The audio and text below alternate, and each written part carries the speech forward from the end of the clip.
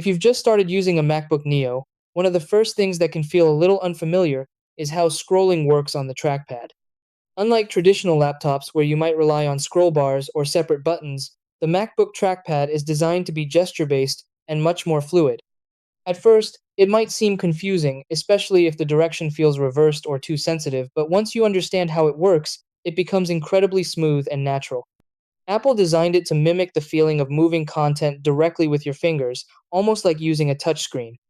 With a few quick adjustments and a bit of practice, you can customize the scrolling experience exactly the way you like it and make navigation much faster and more comfortable. Try these. Step 1. Place two fingers lightly on the trackpad. Step 2. Slide both fingers up or down to scroll through pages. Step 3. If the direction feels opposite, open System Settings, then Trackpad. Step 4. Toggle natural scrolling, on or off based on your preference.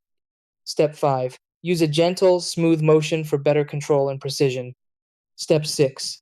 Practice scrolling on different apps like Safari or Documents to get comfortable.